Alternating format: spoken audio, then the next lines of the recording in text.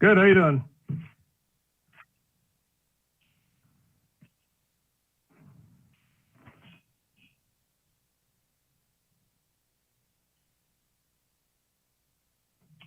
It was good. I said in my Monday morning motivation, I was talking about, your team and, how valuable it is to have a good team with you. The quote that came about was, what's more important, the journey or the destination? And what's really, I think, most important is the people that are going along with you on that journey towards that destination, because, the journey is the journey. No matter which path you go down, A or B, it's a pathway, and a destination, obviously is the same. But if you have good people with you, that journey is going to be shorter. The path is going to be easier, and that's what I feel every time I go up to Michigan. You really feel that sense of warmth and homeness, and when you're like us working from home or on the road, you don't get that all the time. So when you get back to the home base, you really get those good feelings, that things are going well, and you're moving in the right direction, and you're feeling good about everything. So, last week was great. This weekend was good. We spent some time up in Michigan with the family as well, and came home yesterday and took a dip in the swimming pools, ready to go. So you might hear some music in the background. The kids got friends over right now, and they're swimming right now. So trying to soak up the last bits of summer while we can. So, yeah. Yeah, yeah. How about you? I saw you went camping after Michigan there.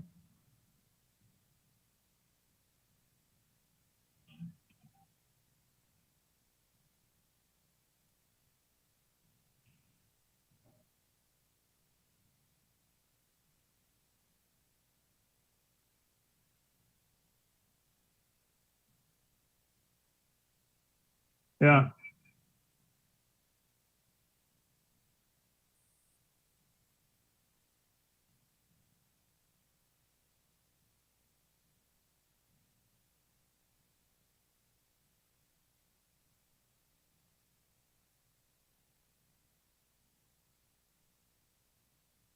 Hmm.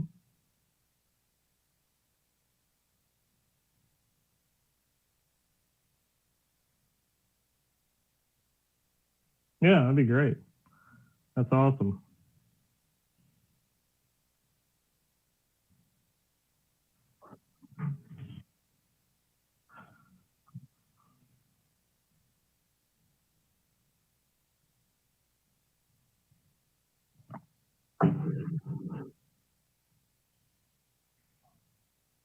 Yeah.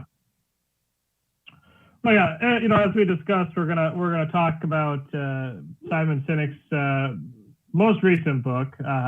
Not, certainly he's had other TED Talks and other pieces of small literature, but this is his last largest book, Leaders Eat Last. And on slide 2 there, I got a picture of Simon. If you don't know who Simon is, I sorely tell you that you are missing the boat in a great visionary in our time, certainly.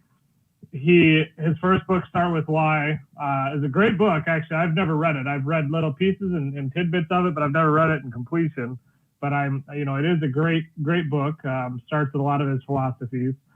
He is a famed speaker, TEDx speaker. One of his best talks, I think, is about millennials and how millennials were dealt a pretty bad hand, because of the way that we were all brought up with participation medals, and if our parents were unhappy with our grades, it didn't come down on us, it came down on the teachers, and how that's propelled and perpetuated into this day and age. And then you tie that into the fact that we have social media and this instant world that we live in. It's really kind of a recipe for disaster, because millennials tend to feel like they're underappreciated, so then they turn to the social media to get appreciation, which is really kind of a fake appreciation, a cloaking appreciation. So really kind of gives you an interesting thought scheme about what makes millennials tick.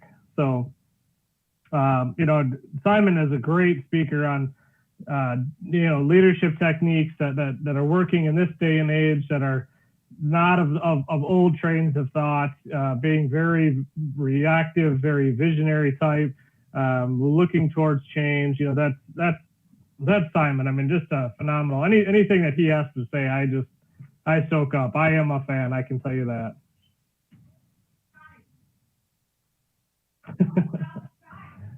He's got good stuff. I can't say enough about him.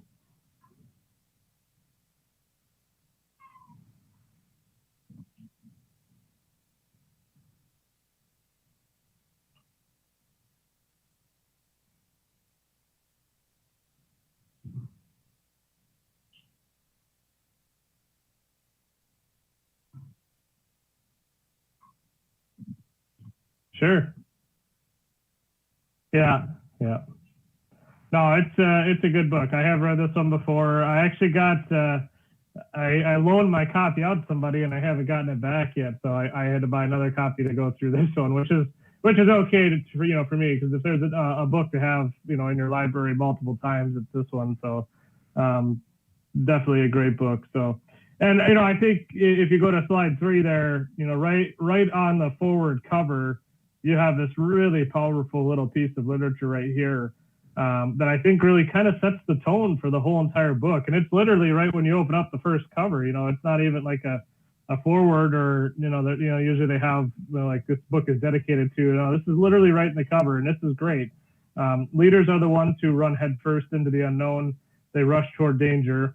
They put their own interests aside to protect us or to pull us into the future. Leaders would sooner sacrifice what is theirs to save what is ours, and they would never sacrifice what is ours to save what is theirs.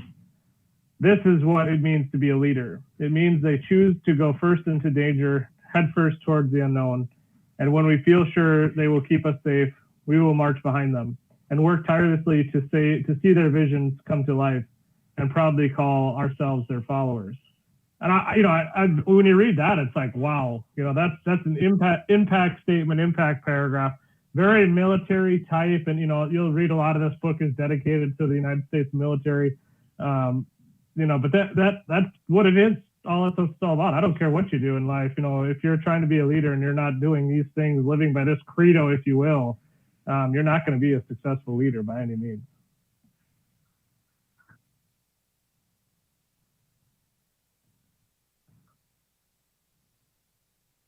Mm-hmm.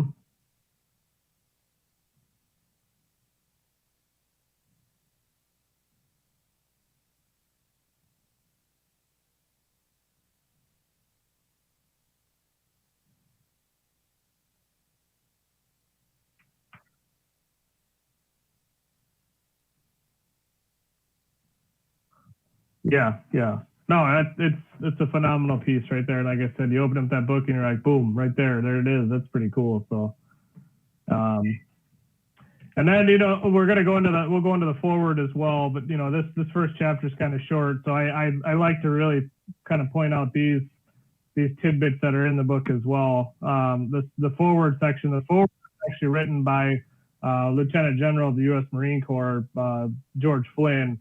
And I think this is a great pull off from that forward. And what it says in this book, Simon does not propose any new leadership theory or core principle.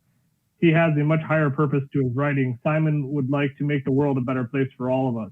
His vision is simple: to create a new generation of men and women who understand that an organization's success or failure is based on leadership excellence and not managerial acumen. And this is another very powerful thing. It's not that Simon is proposing in this book change your leadership style. He's not doing that at all. He's just taking common core philosophies and just pointing them out to you and bringing them out. And that this whole entire book rings true to that. I mean, the first chapter it talks heavily about wanting to fit in, wanting to belong, wanting to feel safe.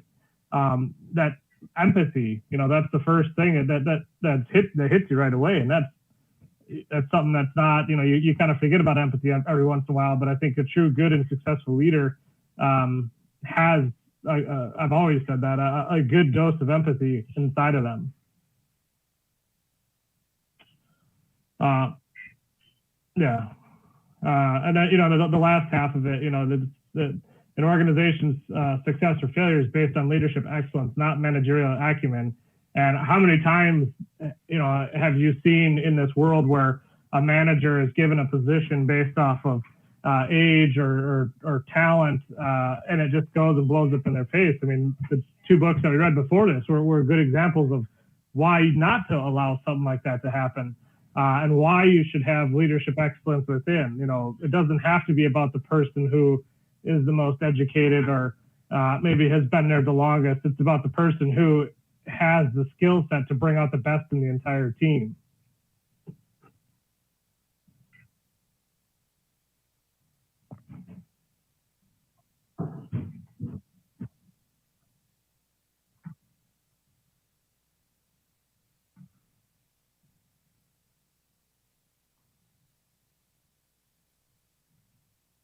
Mm-hmm.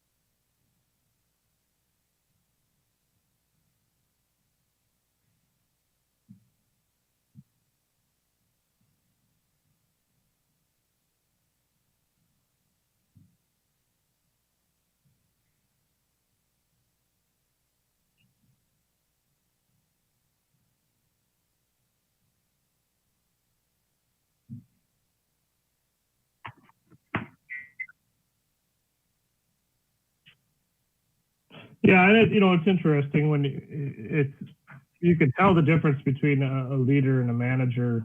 I think very quickly. In a military sense, I think it's a little clearer than it is in a business sense. Military, your ranks and your positions, you have to follow those people, otherwise it's mutiny, and you can be put in the brig for doing that. But in a business sense, if you're struggling to formulate new ideas, if your team is struggling to formulate new ideas, or if something new comes out and the team's like, I just don't want to do this anymore, that's when I think the leadership wheels are kind of falling off, and something needs to happen, something needs to change.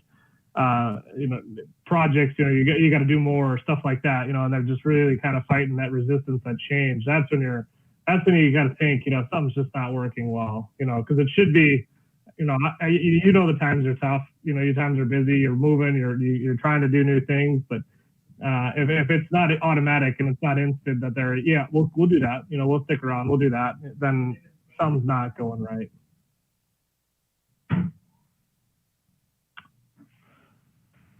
So, the first chapter is pretty short, and that's kind of want to put other things in there, but it does really it is very impactful. It's a true story, and I'm not going to dive into the whole entire story just because it is a good read, I think.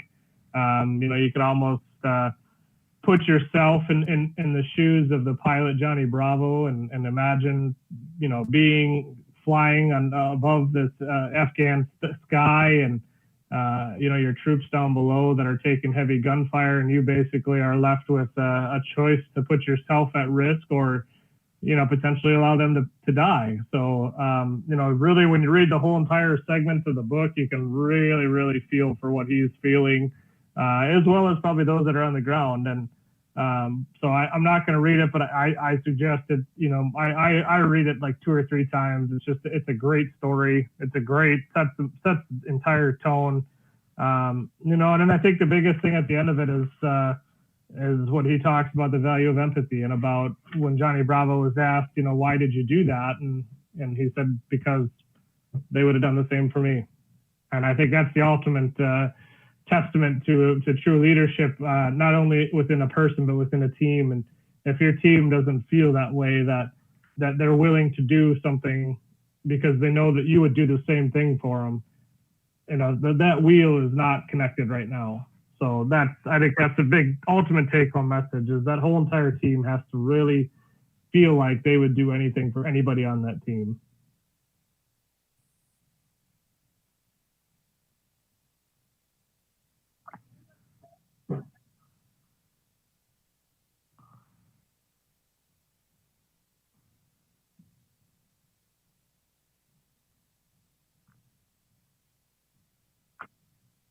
It is. It is. You definitely, like I said, when you read it, you almost feel like you're watching a movie, or you can almost put yourself right into that scenario of what's going on, and thinking to yourself, would I do the same thing? That's the question that I asked. He had to go down through those clouds, basically fly on instruments, not sight, guess the timing that he was down there, just to lay down ground fire, and then after laying down that ground fire, not knowing whether or not you have jeopardized your own troops and actually had good hits, is what they call good hits.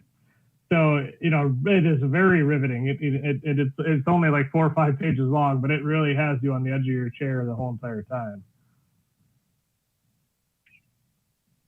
Yeah. Yep. Yeah.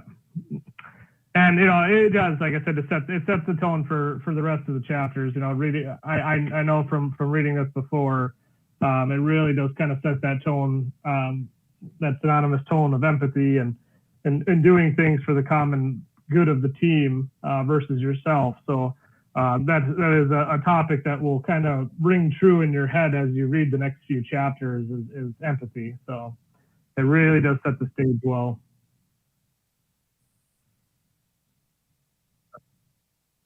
Yeah, it's good. It's a good book. Start to finish. It was one of my favorites.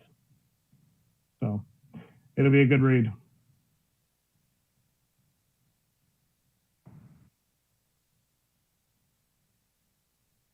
Yeah.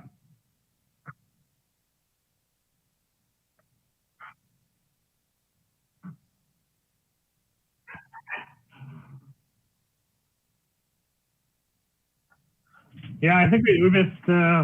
We kind of had a bad little stint there. We had 2 weeks, and then we finished that last book, and then we had another 2 weeks, and then we started a new one. So we'll get back on track here pretty quick.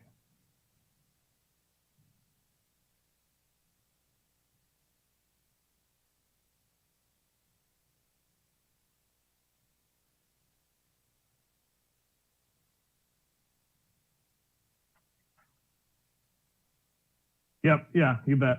You bet. It's a very easy read for those of you that still don't have it. It's not an intimidating read, and this is one of the books that if I would say maybe 2 or 3 books in my entire time that I actually took notes. Not just scribbles in the page. I actually went through all the pages all over again and took notes, and I keep those notes in a file cabinet that I pull out every once in a while. So that's just to kind of give you an impact statement of how good of a book this is. It is. It's a good read. It's a good one to have in the library. So next week we have chapter 2. Actually, employees are people too. So that's what we'll be reading next week. It's what is it? Page 10 through 22. So a lot of good stuff in there. So that's what we'll be talking about next week, next Monday. So, all right, man. I have to hop on another call here. It's get back to work from having a week of time up in Michigan. So I got to get back at the swing of things. So.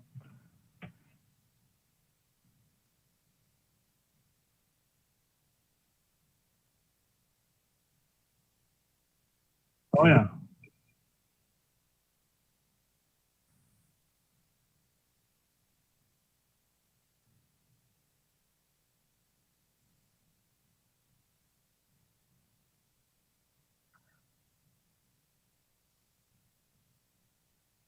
Yeah, we did a ton of videos, ton of. I felt like a movie star there for a little bit.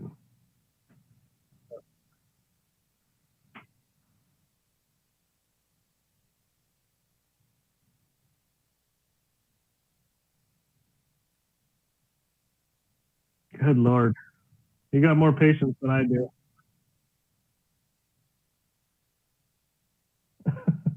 Well, it looks like you have a cozy little abode there in your office there. So just, I'm sure you got you must have a refrigerator full of beer and snacks down there. So you just stay there the whole entire time. And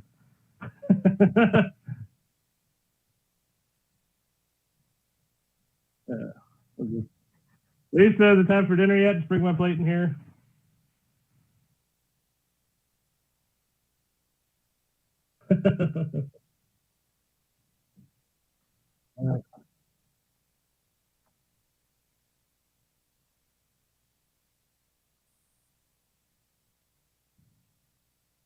Good to see you.